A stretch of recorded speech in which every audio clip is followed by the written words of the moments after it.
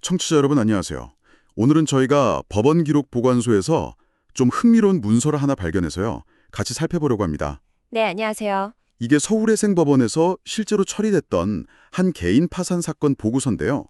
물론 개인정보 때문에 사건 번호나 성함 같은 건 다 익명으로 처리했습니다. 네, 맞습니다. 이게 그냥 딱딱한 문서가 아니라 한 사람의 삶이 이 재정적인 어려움 속에서 법의 도움을 받는 그 과정을 되게 생생하게 보여주는 자료예요. 그렇죠. 특히 이제 파산관제인 시각에서 이 채무가 왜 생겼고 지금 상황은 어떻고 또 앞으로 어떻게 될 것 같은지 그런 분석까지 담겨 있어서요. 네, 뭐랄까 현미경으로 들여다보는 느낌이죠. 개인 파산 절차의 단면을요. 자, 그럼 이 사건의 채무자분 이야기부터 좀 해볼까요? 보고서를 보니까 60대 중반 남성이시고 네, 64세로 나와 있죠. 현재는 직업이 없으시고 기초생활수급 지원을 받고 계신 상황이네요. 거주지는 LH 임대주택이고요. 네, 과거에는 그 건설 현장에서 일용직으로 일하셨다고 기록되어 있습니다. 아, 일용직으로. 그러면 파산까지 이르게 된 어떤 결정적인 계기가 있었을까요? 네, 보고서에 따르면 그 시작이 좀 놀랍게도 아주 오래전 일이더라고요. 2001년경인데요. 2001년이면 거의 20년도 더 된. 네, 그렇죠. 그때 이제 친척분, 매부라고 되어 있는데 그분이 하시던 사업의 보증을 서셨던 거예요. 구체적인 업종은 과일 도소매업이라고는 하는데 중요하진 않고요. 아, 보증. 그게 문제였군요. 네, 그 사업이 잘 안 되면서 생긴 빚이 시간이 한참 흘러서 이분한테 돌아온 거죠. 야, 20년 전 보증 채무가 현재 파산의 주된 원인이라니. 이게 참 무섭네요, 어떻게 보면. 다른 요인도 있었겠죠? 그럼요. 그게 이제 시작이었고 그 이후로 여러 어려움이 좀 겹쳤어요.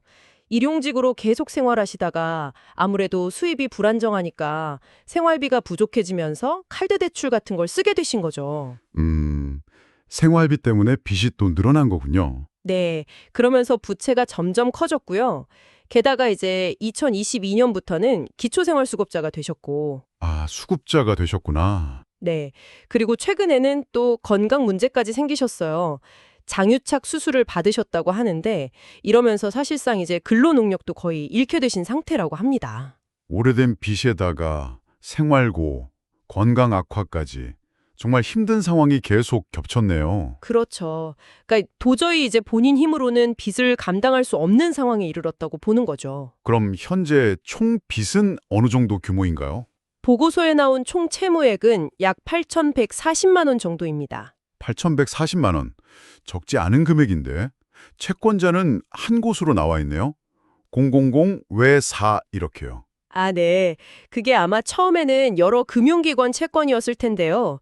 시간이 오래 지나면서 보통 이런 채권들이 한두 곳의 자산관리회사나 그런 곳으로 양도되어서 통합관리되는 경우가 많거든요. 그래서 그렇게 표시된 것 같습니다. 그렇군요.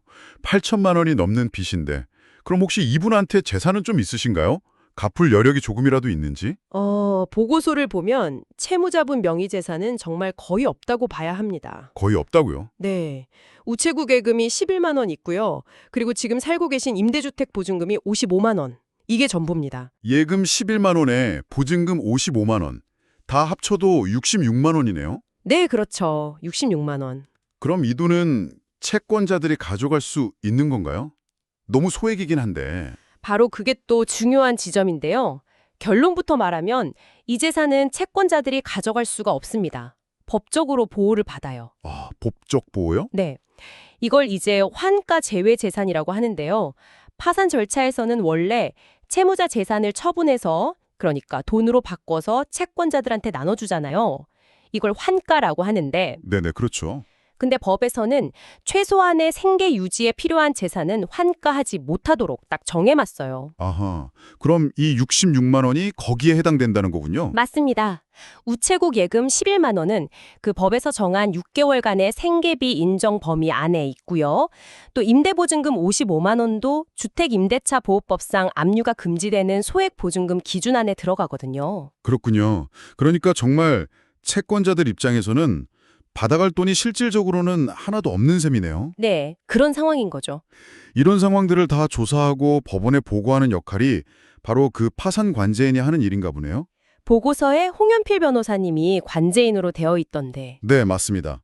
파산관제인은 법원을 대신해서 채무자의 재산 상태나 빚이 늘어난 과정, 파산에 이르게 된 경위 이런 것들을 아주 상세하게 조사하는 역할을 합니다. 굉장히 중요한 역할이네요. 그러면 이 사건에서도 홍연필 변호사님이 조사를 해보니 채무자분이 월 소득이 한 87만 원 정도 되는데 이게 기초생활수급비 같은 거거든요. 네, 아까 수급자라고 하셨죠. 네. 이 소득으로는 도저히 8천만 원 넘는 빚을 갚을 수가 없다. 즉, 법률 용어로는 지급불능 상태다. 이렇게 확인을 한 거죠. 지급불능 상태 확인. 이게 중요한 거군요. 네, 그걸 공식적으로 확인하는 게 중요하고요. 그리고 또 하나는 아까 말씀드린 것처럼 채권자에게 나눠줄 재산이 없는 걸 넘어서서 이 파산 절차를 진행하는 데 드는 기본적인 비용, 예를 들면 송달료나 관제인 보수 같은 거요. 그런 비용조차 충당하기 어렵다고 판단을 내렸습니다. 절차 진행 비용도 안 나올 정도다. 네, 그래서 이제 관제인이 법원에 최종적으로 두 가지 핵심 의견을 제시하게 됩니다. 어떤 의견인가요? 첫째는 이 파산 재단, 그러니까 채무자의 재산으로는 절차 비용도 감당이 안 되니까 법률, 채무자 회생 및 파산에 관한 법률 제545조에 따라서 이 파산 절차를 그냥 폐지하는 것이 맞다. 이런 의견입니다. 폐지, 그러니까 절차를 그냥 끝내자는 거군요. 네, 더 진행해봐야 실익이 없다는 거죠. 그리고 둘째 의견이 이제 채무자분에게는 정말 중요할 텐데요. 그게 뭘까요? 바로 면책에 관한 의견입니다. 면책은 말 그대로 빚을 갚을 책임을 면제해 주는 거잖아요. 네, 그렇죠. 관제인이 조사를 쭉 해보니까 이 채무자분이 재산을 일부러 숨겼다거나 아니면 법원에 거짓말을 했다거나 하는 그런 면책을 불허가할 만한 사유, 즉 면책 불허가 사유가 발견되지 않았다는 겁니다. 특별히 잘못한 게 없다. 네, 그렇기 때문에 이분에게는 면책을 허가해서 빚의 부담에서 벗어나서 다시 경제적으로 일어설 기회, 경제적 갱생의 기회를 주는 것이 타당하다. 이런 의견을 낸 거죠. 경제적 갱생의 기회. 네. 그리고 또 하나 채권자 쪽에서도 이 면책에 대해서 아무런 이의를 제기하지 않았다는 점도 면책 허가 의견에 좀 힘을 실어주는 부분입니다. 그렇군요. 그럼 이제 정리를 좀 해보면 수십 년 전에 다른 사람 사업에 보증을 섰던 것이 어떻게 보면 발단이 됐고 네, 그게 시작이었죠. 그 이후에 이제 일용직으로 생계를 잇다가 실직하고 또 건강도 나빠지고 이런 문제들이 막 겹치면서 결국에는 파산 신청까지 하게 된 거네요. 네, 맞습니다. 여러 불운이 겹친 경우죠. 하지만 동시에 이분이 가진 아주 적은 재산은 법적으로 보호를 받고 있고 네, 최소 생계 보장 차원에서요. 그리고 파산관제인은 절차는 폐지하되 면책을 통해서 이분이 다시 시작할 수 있도록 기회를 줘야 한다는 의견을 냈고요. 어떻게 보면 우리 법제도가 가진 안전망과 재기 지원의 취지를 보여주는 사례 같기도 합니다. 정확합니다. 이 사례를 보면 개인 파산이라는 게 반드시 그 사람 개인의 방탕이나 잘못된 선택 때문에만 오는 건 아니라는 걸 알 수 있어요. 그렇죠. 보직 문제나 사업 실패 아니면 갑작스러운 질병 같은 외부적인 요인이 정말 크게 작용할 수 있다는 거군요. 네. 그리고 그런 어려움에 처했을 때 우리 사회의 법적인 안전망, 즉 파산 및 면책 제도가 어떻게 작동하는지를 구체적으로 보여주는 거죠.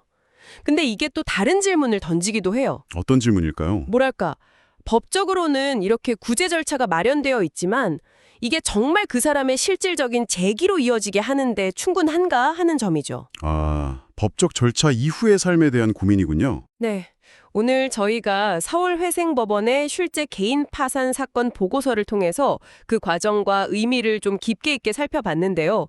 물론 익명화된 기록이었지만 한 개인의 삶과 우리 법제도의 현실을 좀 엿볼 수 있는 시간이 아니었나 싶습니다. 청취자 여러분께도 좀 생각할 거리를 던져드렸으면 좋겠네요. 네, 정말 유익한 시간이었습니다.